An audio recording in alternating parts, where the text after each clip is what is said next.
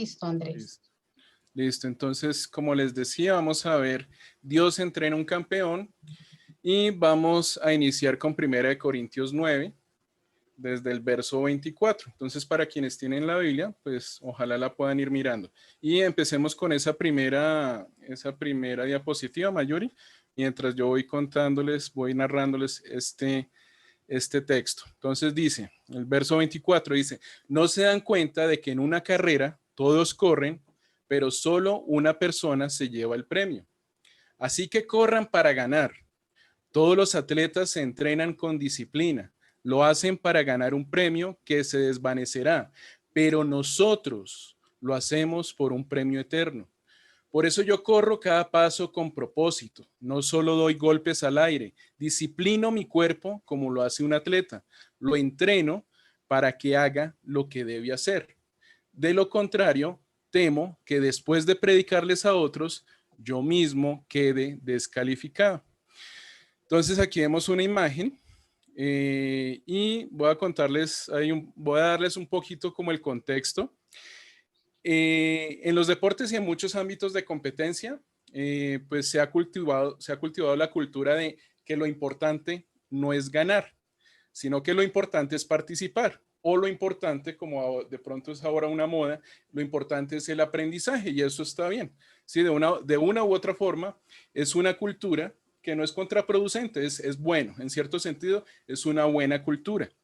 Sin embargo, en las cosas de Dios, y de acuerdo al pasaje que acabamos de leer, Pablo dice, así que corran para ganar. Y parece una declaración o demanda un poco antideportiva, recomendarle a un creyente que corra para ganar, solo para ganar. Pero las cosas de Dios no son un deporte. Si vas a correr, tienes que ganar. Como lo dice Pablo, no estamos corriendo por un premio que se desvanecerá o un trofeo que se oxidará. Este es un premio eterno. Las cosas de Dios son eternas y este es un premio eterno. Y quiero aclarar algo. Pablo aquí no está hablando de la salvación. Como lo dice la palabra, quienes han creído en Él, quienes han creído en Dios, quienes han creído en el Señor, han aceptado a Jesús como su Señor y su Salvador. Somos salvos, tendremos vida eterna. Eso no tiene cambio, ¿sí? La salvación naturalmente es gratuita y nada ni nadie nos la puede quitar. Entonces dice, por eso yo corro cada paso con propósito. No solo doy golpes al aire. Tengo que correr, jugar o boxear, siendo asertivo, efectivo.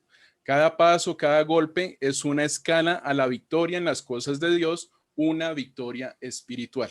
Así son las cosas de Dios.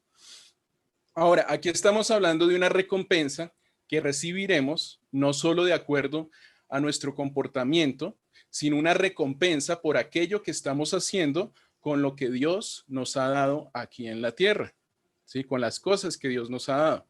El verso 27 dice, disciplino mi cuerpo como lo hace un atleta, lo entreno para que haga lo que debe hacer, para que haga lo que debe hacer y lo que no debe hacer también. Y estamos hablando de tu salud, de tu familia, de tu trabajo, de las bendiciones materiales, pero esencialmente de lo que Dios te ha venido enseñando caminando de su lado.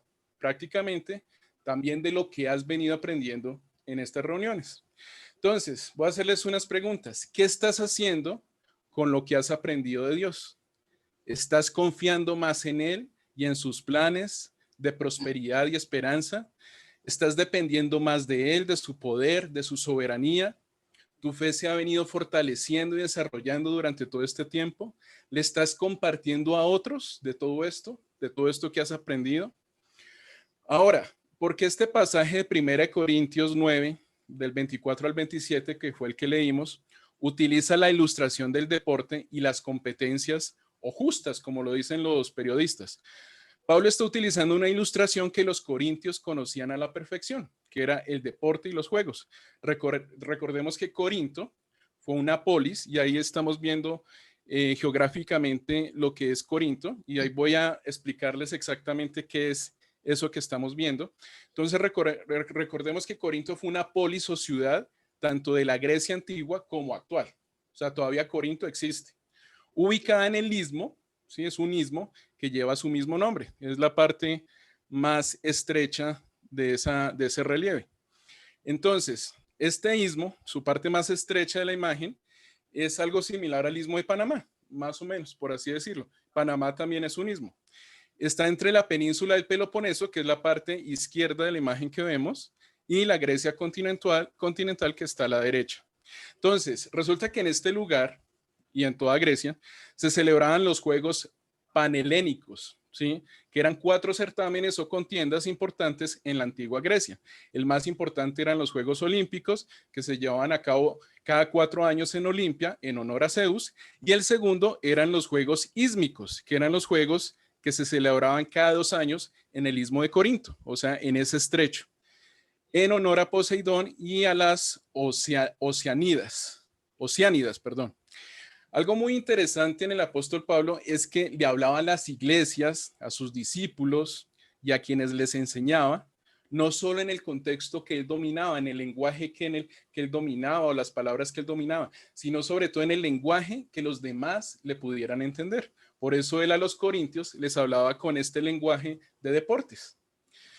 Ahora, ¿por qué a Pablo le interesaba tanto Grecia? ¿Por qué conocía tanto la cultura helénica? Las raíces de Pablo eran judías, su formación elégica o influencia griega, y por ello la carga filosófica de sus cartas. Todos los escritos de Pablo tenían cierta carga filosófica.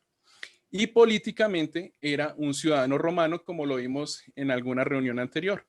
Tenía libertad para viajar por todas las provincias del Imperio Romano alrededor del Mediterráneo. Entonces la personalidad de Pablo obviamente fue definida por toda la historia de Israel, que también de alguna manera marcó su vida. Entonces recordemos que después de los reyes Saúl, David y Salomón, lo que también se llama el Reino Unido, la nación se dividió en el norte y sur de Israel. Luego, hacia los años 700 antes de Cristo, fue invadida por los asirios, luego por los babilonios, luego invadieron los persas, después llegaron los griegos y antes y después de la vida de Cristo, los romanos estuvieron a cargo. Entonces, todo este trasfondo histórico definía a Pablo, ¿sí? Lo que definió a Israel también de alguna manera lo definió a él, definió a Pablo. Entonces, desde sus raíces judías y el legado de su pueblo hebreo e israelita, todo ese fue su trasfondo. Y asimismo, todo ese trasfondo definió y difundió el cristianismo. Entonces, ahora yo quiero que veamos, Mayuri, este texto. Primera de Corintios 9, 24 al 26.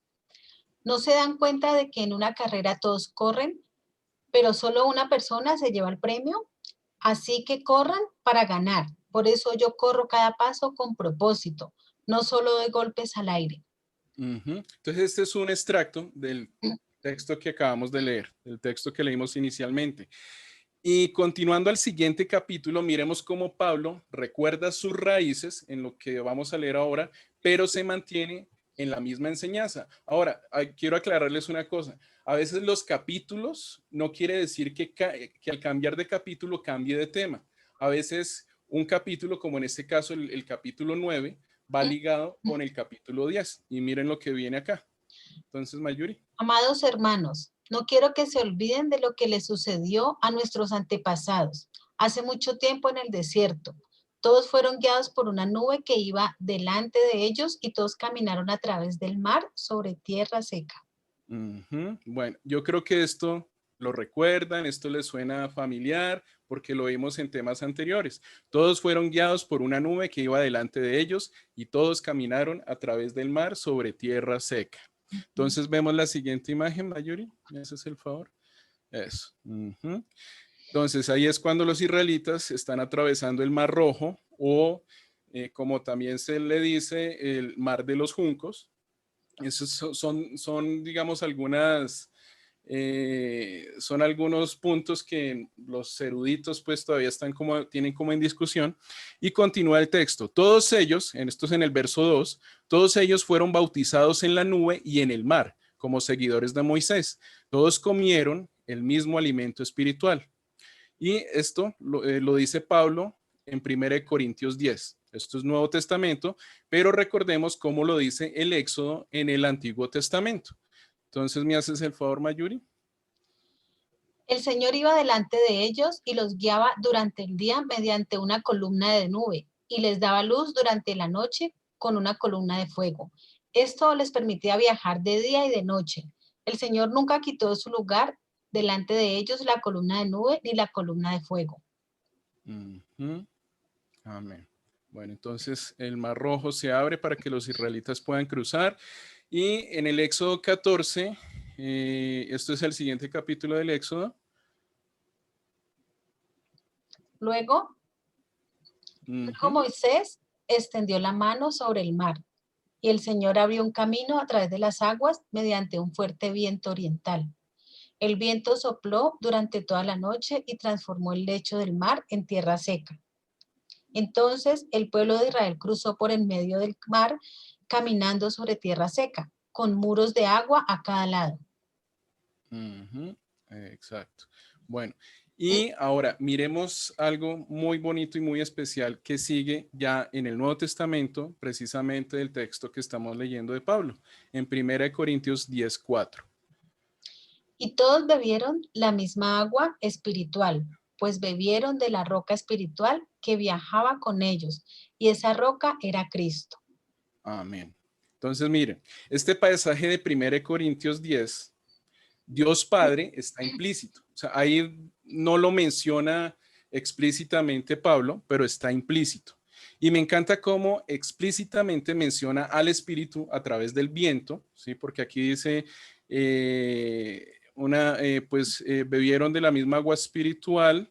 El viento sopló durante toda la noche, eso lo dice en Éxodo, pero todos fueron bautizados y comieron del mismo alimento espiritual. Bueno, se me va, pero ahí lo menciona de alguna manera la parte espiritual, que o sea, explícitamente menciona el espíritu a través del viento, del soplo de vida. Eso lo menciona el Éxodo.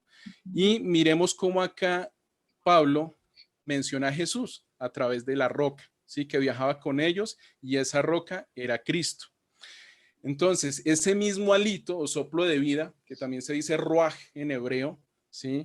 Que dio vida a Adán, el primer hombre en el Génesis. Es el soplo de vida que de una u otra manera le da vida a una nueva nación, que es el pueblo de Israel. Entonces nace una nueva nación, pero esta nación no era perfecta, ¿sí? Como lo hemos visto en todas las reuniones, cada vez que hablamos del Antiguo Testamento, de la nación israelita, vemos que la nación israelita no era perfecta, fue una nación incrédula, una nación idólatra, una nación que se dividía y a veces hasta se prostituía.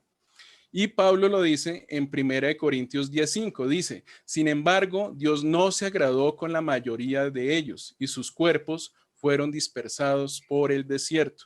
Y esto no solo aplicó para quienes estuvieron en el desierto durante 40 años, sino para todas las siguientes generaciones, hasta que llegara un verdadero campeón. Y ese es el campeón del que hoy vamos a hablar, o del que estamos ya hablando, que es la roca, que es Cristo. ¿Sí? Entonces vamos a Mateo 3, 16 al 17. Después del bautismo, mientras Jesús salía del agua, los cielos se abrieron y vio al Espíritu de Dios que descendía sobre él como una paloma. Y una voz dijo desde el cielo, este es mi Hijo muy amado, quien me da gran gozo. Gran gozo. Entonces, obviamente este no fue el nacimiento de Jesús, pero sí fue el momento donde recibió todo el poder de Dios Padre a través de su Espíritu Santo, ¿sí? Su Santo Espíritu.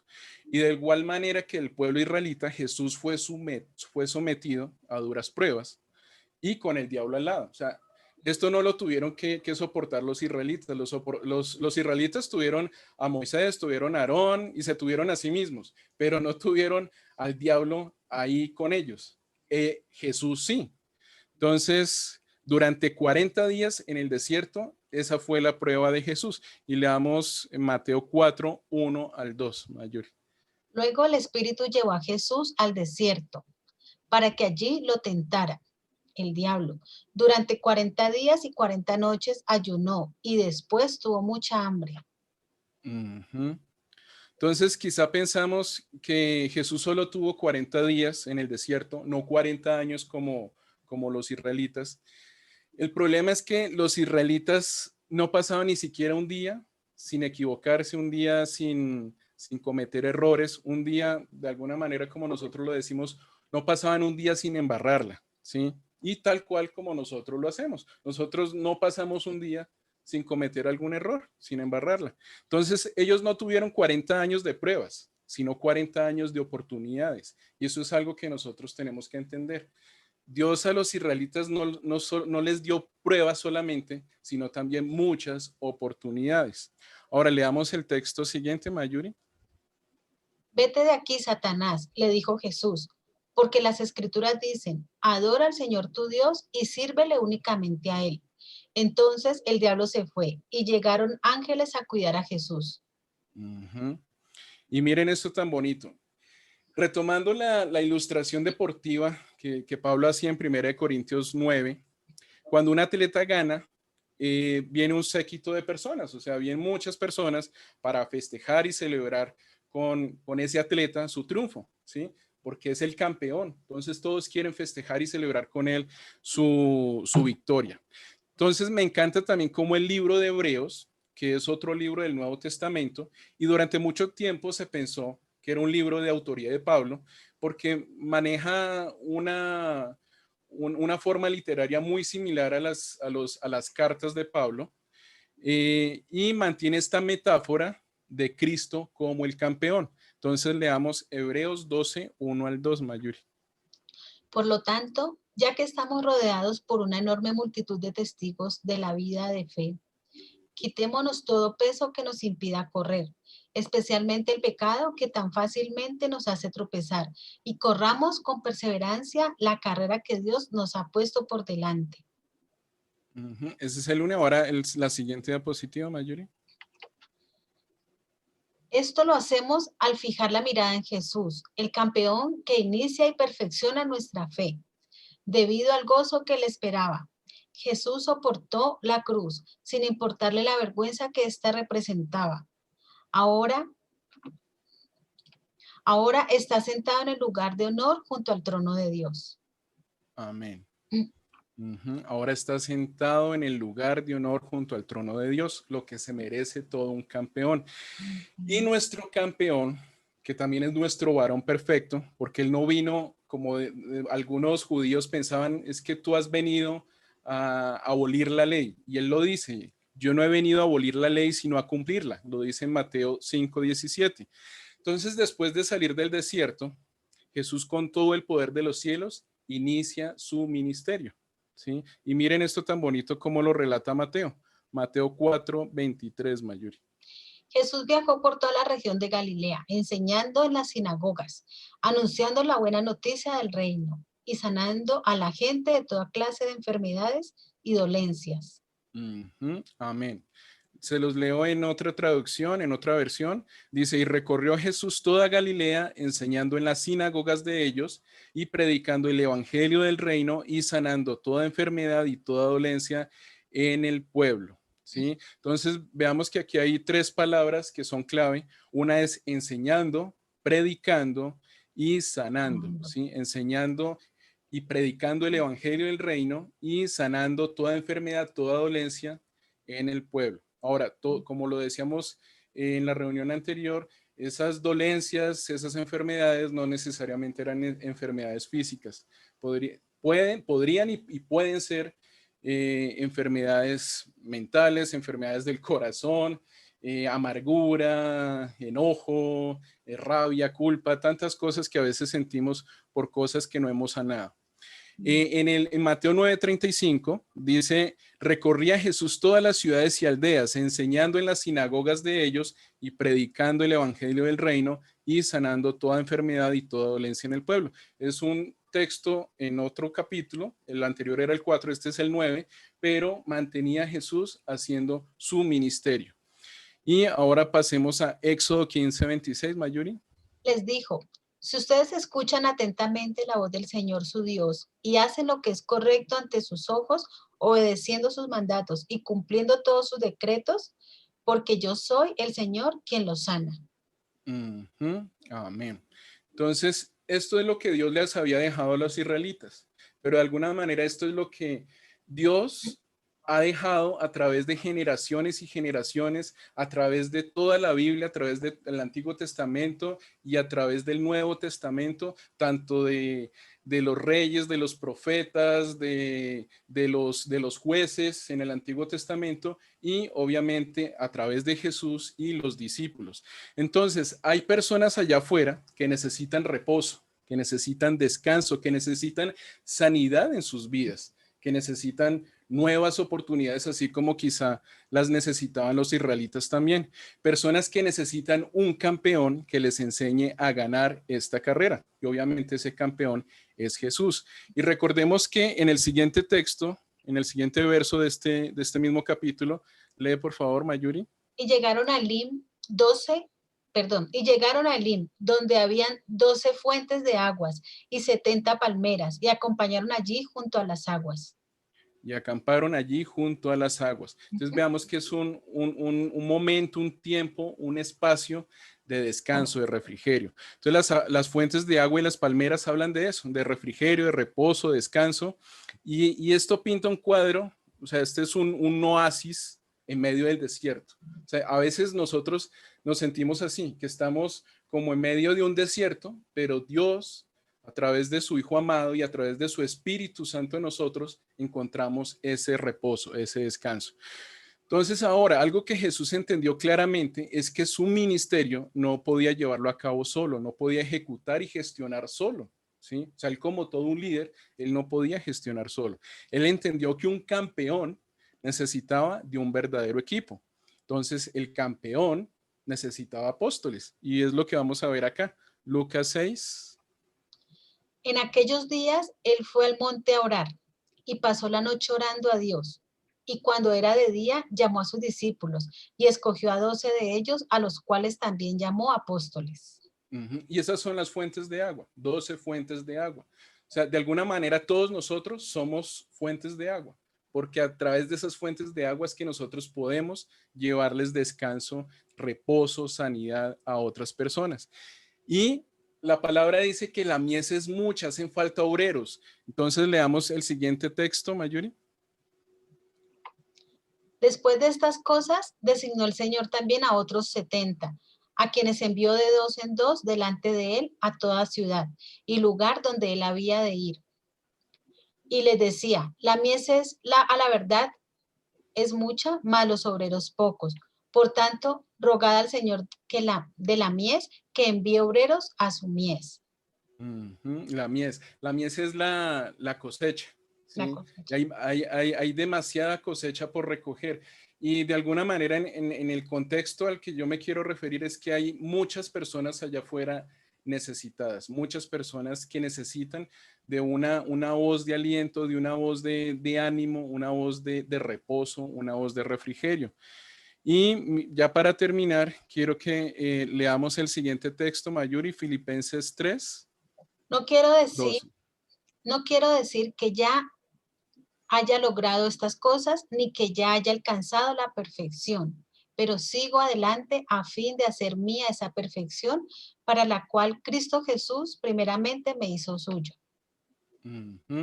Y él continúa en el verso 13, dice, no, amados hermanos, no lo he logrado, pero me concentro únicamente en esto. Y cuando él dice no lo he logrado, él se sigue refiriendo a la carrera, a la meta, ¿sí? Pero me concentro únicamente en esto.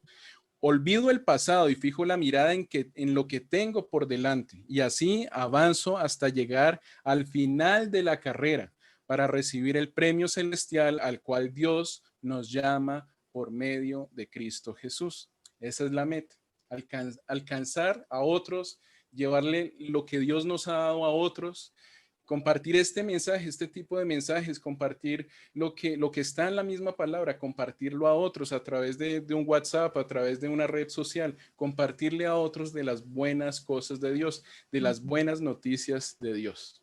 Entonces ese es el mensaje que hoy queríamos compartirles. Espero que de verdad sea de refrigerio para ustedes y asimismo que ya también sea de refrigerio para otras personas a las cuales les puedan compartir. No sé, Mayuri, si tú quieres compartir algo. No, Andrés, muchísimas gracias. De verdad, este mensaje nos entrena como campeones a todos los que estamos acá, porque realmente hemos sido entrenados en este tiempo donde hemos pasado por diferentes situaciones, diferentes pruebas, y solamente nos vamos haciendo campeones a medida que vamos superando todo esto. Podemos ver atrás y darnos cuenta de que ya las cosas, Dios ha ido haciendo cambios en nuestra vida, y podemos ver y podemos dar testimonio de lo que Dios ha hecho. Entonces vamos a orar para terminar. Amén. Amado Padre Celestial, te damos inmensas gracias por este tiempo, Señor. Gracias, Padre amado, porque tú eres un Dios maravilloso, porque tú, Señor, nos entrenas, Señor, para la batalla, porque tú nos equipas de fe, de esperanza, de amor, porque tú haces que este grupo, Señor Jesús, sea un grupo donde florece, donde tú, Señor, hablas a nuestros corazones cada día, Señor. Hoy te doy gracias, Señor, por cada una de las personas que estamos acá.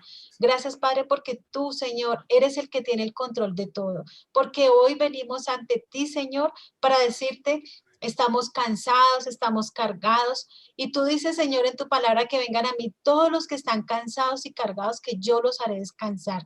Y aquí te entregamos, Señor, todas nuestras necesidades, nuestro dolor y también nuestras alegrías, Señor, porque aún en los momentos de alegría te buscamos y en los momentos de dolor también, Señor. Gracias, Padre, porque tú eres un Dios maravilloso, porque tú todo lo puedes, porque en ti podemos, Señor, estar confiados. Gracias, Padre amado, y quédate con nosotros en el nombre de Cristo Jesús. Cristo Jesús. Amén y Amén amén. y amén. Amén. Amén. Amén.